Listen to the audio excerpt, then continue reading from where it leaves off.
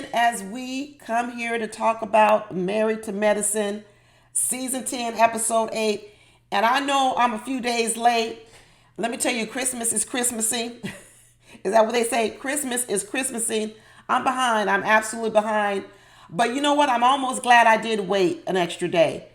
I'm glad I waited an extra day because it gave just enough time for me to run across this little clip of a Dr. Jackie talking about women faking uh, needing attention while they're pregnant. Sometimes, as African American women, we're a bit more dramatic in that you go to the doctor and you complain and you complain and you complain, and you're not taken serious because you cried wolf the entire pregnancy. That ain't me, boo. I don't know what you're talking about, but go ahead. I didn't say you. I just said as African American women, we want to also make sure you're being serious with your doctor and not playing the game so I can take you off work. Because then I said, wow, isn't this such hypocritical? Didn't I just watch a whole episode of Jackie talking about, I have arrived. I have arrived. I done made it to the big leagues. Didn't we just watch a whole episode of Jackie sticking out her chest, talking about how she is here to help women improve the maternal mortality rate? But then I turn around and see this video of her talking about black women specifically have a bad reputation of acting like they need special attention or they are in need, but they faking it because what? They want to get off work. She need to go talk to Serena Williams. She need to go hear a Serena Williams story, one of the hardest workers in town.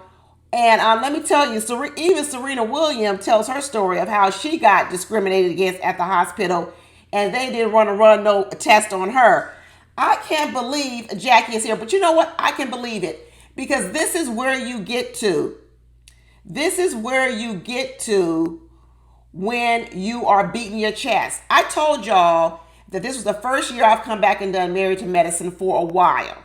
And I came back this season for Sweet Tea and Phaedra because I thought they would bring something extra to the show. But I'm going to tell you, I was never a big fan of Dr. Jackie because I always felt Dr. Jackie looked down on people. I really did. I thought she looked down on people. One is, I thought she looked down on them, a lot of the women, because they weren't doctors. I think she did it to Mariah. I think she did it to Quad. I think she did it to even this video that came from Dr. Buffy. I think she did it to Dr. Buffy. I think she did it to a lot of people. And I think that she's real slick with it. I think she's real slick with it. And one of the things that Sweet Tea, who, like I said, this season is my favorite. Sweet Tea said it right in her sweet old Southern kind of way. Sweet Tea says, you might as well, with the way they got rid of Quad, you might as well put an apple in her mouth because she took a roasting. Like I told you all before, I'm not the person who's going to take up for the things that Quad did. In fact, when we roll back and we start looking at all the stuff that went through with Quad and Mariah in the very beginning, to be honest with y'all, I'm not so sure if Quad wasn't being used back then. Because one thing I've now learned about this group of women, especially Dr. Jackie, is she's undercover the way she does things. And you even hear Heavenly on here. When they were getting rid of Quad on this episode, if you hear Heavenly and you listen to what Heavenly says, Heavenly often says, I should have listened to Jackie. Jackie's been telling me for a long time you use me. Jackie keeps telling me over and over. And Jackie sits there with her mouth shut like, I don't want no one to know that behind Quad's back I'm saying all this nasty stuff. I want to always pretend like I'm neutral. I want to always pretend like I'm not taking sides. I always want to pretend that I'm not judgmental. But we hear from Heavenly saying, no, it's Jackie all along who's been warning me about Quad, that Quad has been using me. It's Jackie who's been always telling me I shouldn't be friends with Quad. It's Jackie who's been telling me all this. It's Jackie who's been in my ears for years and years and years. Truth be told, when Jackie and Dr. Simone fell out, I think they fell out back then because I think Dr. Jackie felt she was better than Simone as an OBGYN. I'm going to say that again. I think part of it was Jackie feeling as if she was better than Simone, that she had a better practice. She had more stars who wanted to come to her. She was making more money. Okay, she was into more things.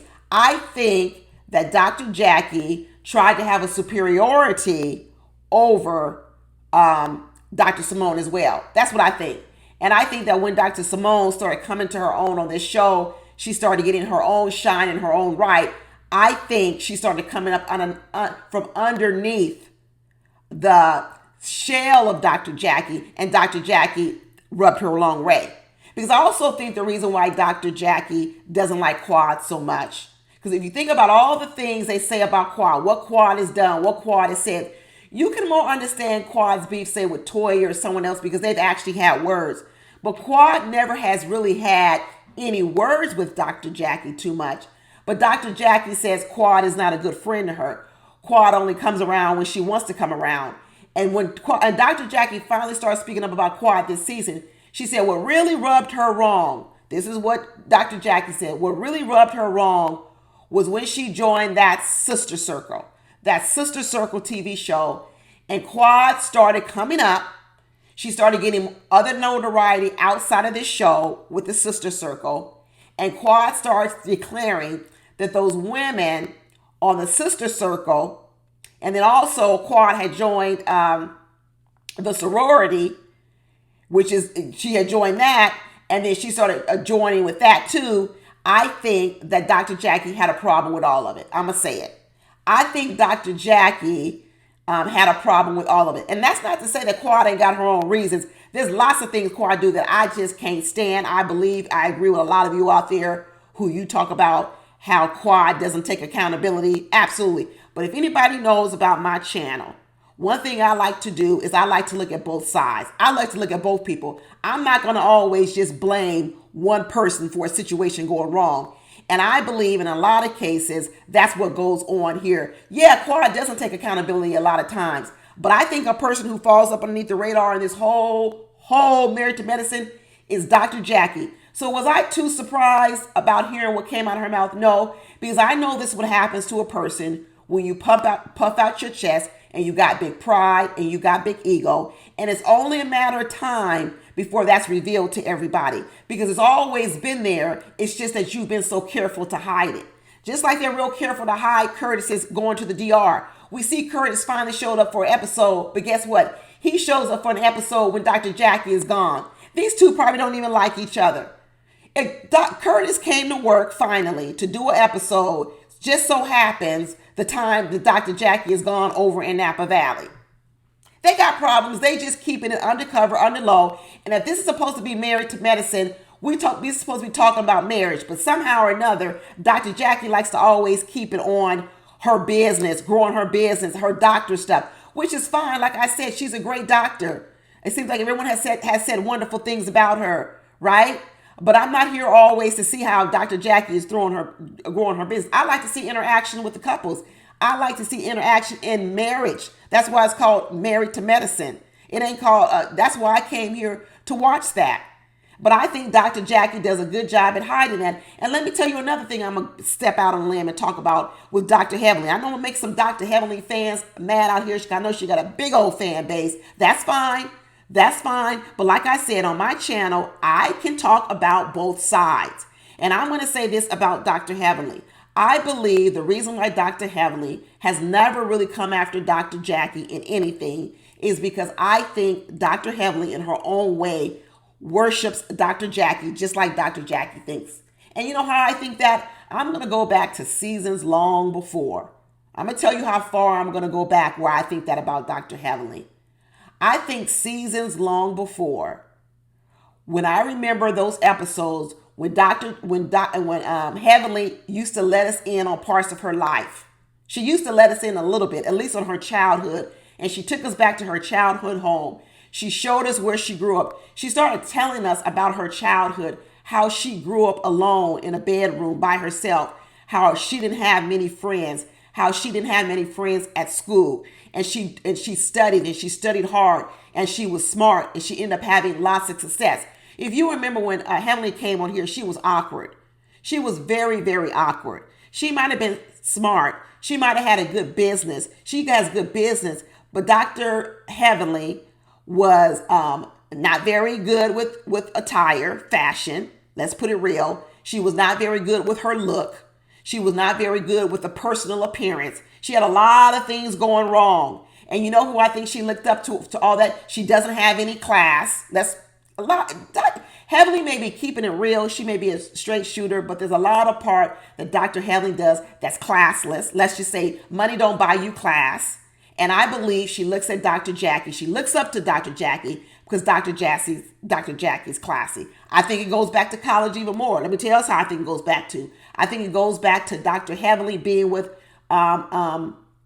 Heavenly being with Dr. Kimes. I do. I believe back in college, I wouldn't put it past that in college there are a lot of women who probably said to Dr. Damon, "Why are you with that woman, Heavenly?" I'm gonna say it. I believe there were a lot of women who hated on Heavenly when she was younger and she was dating Dr. Kimes, and she did good because I said Heavenly is smart. Heavenly is smart. She knew how to snag her a man. She knew how to snag her a doctor. She knew what she needed to do, and she did it. But I bet there were a lot of women who hated on Heavenly and said, "How did she get a doctor like Dr. Kimes?" and hated on her.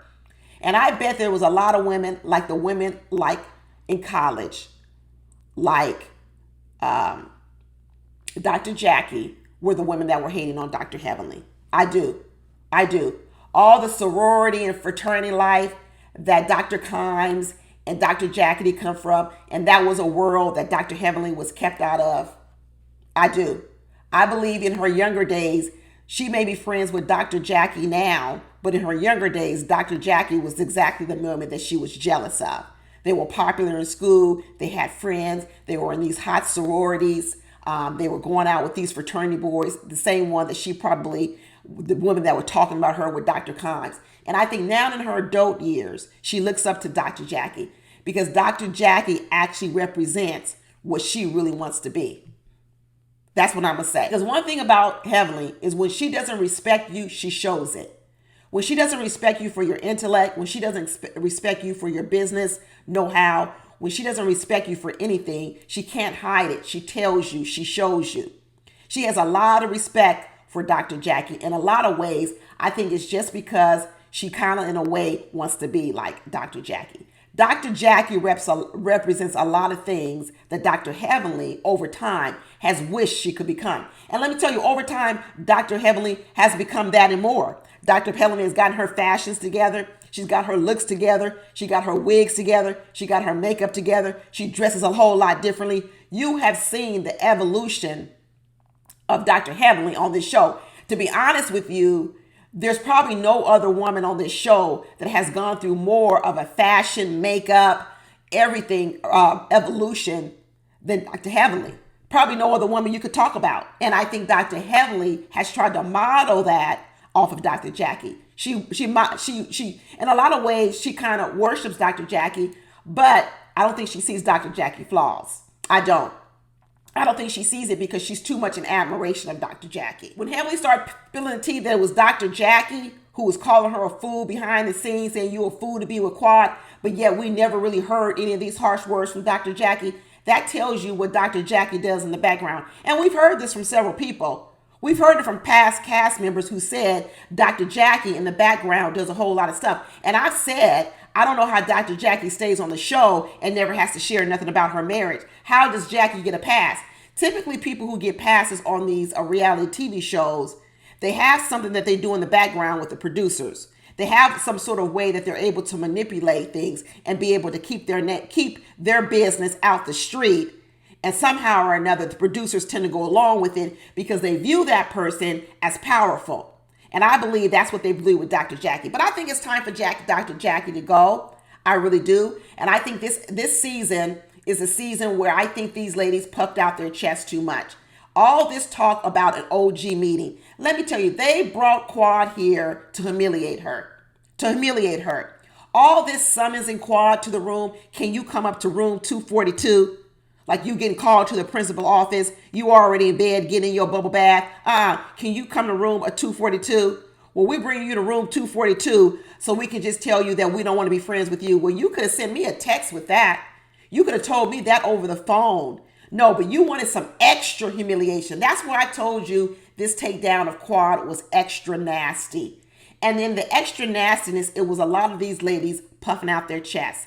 And maybe Toya thinks she's puffing out her chest now. Maybe she thinks she's accepted by this group now because she's going into a legit business after 10 years. She's finally come up with some legit business, how she can leverage this show for a legit business.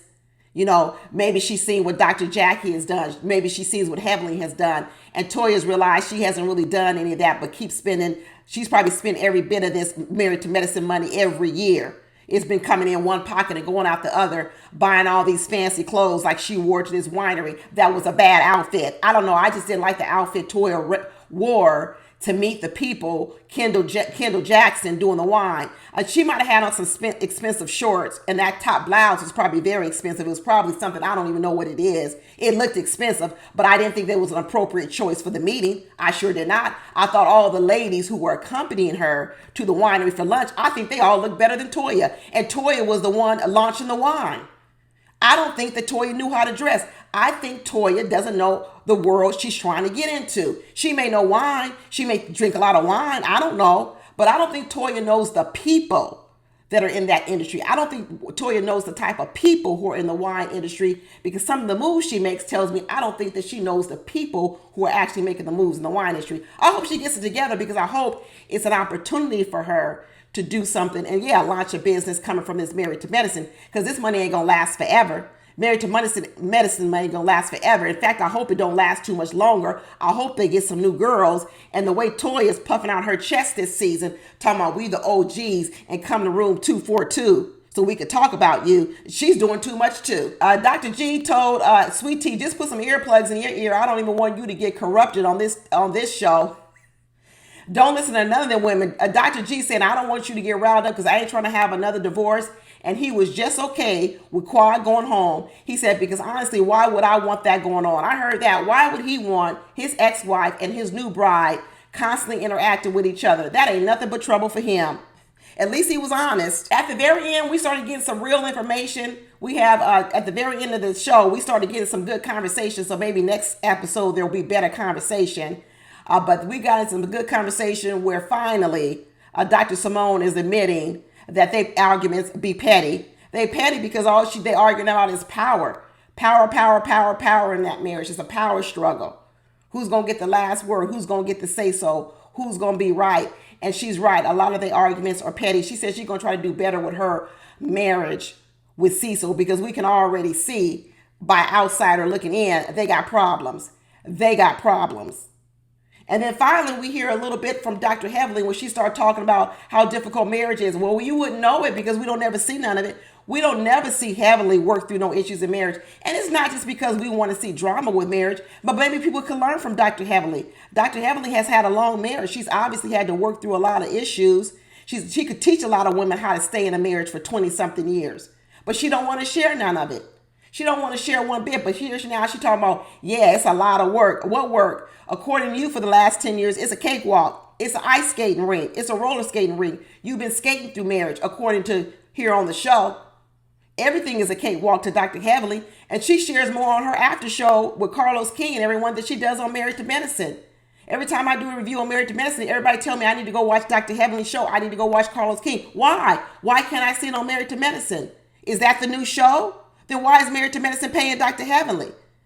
Why is Married to Medicine paying Dr. Heavenly if Heavenly is going to tell the real stuff over on her show and with Carlos King? I don't really understand that. It's the same thing Robin did on Real Housewives of Potomac. She went over there and started her a whole new channel, Patreon, made people pay for the tea or made people pay for what's really going on in her life when you got a whole show, Real Housewives of Potomac, paying her. Ain't that a conflict of interest? I don't know. These shows better start looking at this and start saying, wow, should all these people be doing these other shows and saving all their content for their personal shows, but then we watching the real show and we not really getting no real stuff? I don't know. Seems kind of sneaky to me. And then at the very end, we saw a Dr. Alicia chime up and start talking about her husband. Start talking about she tells her husband he ain't no man because he don't know how to work with no screwdriver and a hammer. What? Girl, you sound crazy. You got a whole husband as a surgeon whose hands are insured, and you want him dealing with nails and hitting hammers? Please. He get one nail in his hand, one cut on his hand. He's off of work for I don't know how long. He can't even do surgery. He cut a tendon in his hand. He can't do surgery. And you worried about him hanging a picture? Go hire someone. Didn't nobody tell you got to pick up a hammer? Hire someone. But you want your surgeon husband doing that? I don't know what women want out here. They want a doctor who's a surgeon who makes all this money with their hands, but then they still want him to be able to fix things around the house. She's smart. Ain't she a dentist too? She got some college education, but that don't make no common sense. That don't make no common sense. Do you expect a carpenter to be able to do surgery? When a man is a carpenter, he can do everything around the house. Do you then expect him to be able to go out in surgery and do surgery too? Women always talk about people want them to be super women, do everything. They want them to bring home the bacon, cook, clean, birth babies, be loving, be caring, be a sex fiend, be all these other things. We always complain about men who want us to do, and we want us to do everything. You know, we got to be leading the house, making all the money, but then we also got to be feminine, then we also got to be fit. All these expectations placed on us as women. And then we have Dr. Alicia coming here talking about, I want my husband to be a surgeon with his hands, insured hands, but then I also want him to be able to come home and fix plumbing and heating. Girl, you sound ridiculous. And then you run around talking about you ain't no real man. Woo, woo, woo. But at least she's speaking up. At least we're starting to learn a little bit. At least we're starting to learn. So hopefully in the next episodes, now the quad's kicked off, they're going to have to come up with some new material. Let's see where they go with this. We already see that the big love fest between not Toya, who was the guy in the argument at the very end? It looked like it was Dr. Heavenly again, cussing out maybe, who was it? Dr. Simone. We see that's about to get riled up again. I thought they was all sisters. What sisters? That sisterhood is lasting no longer than one episode. Anyway, I'll see y'all next week. Talk to you later. Bye.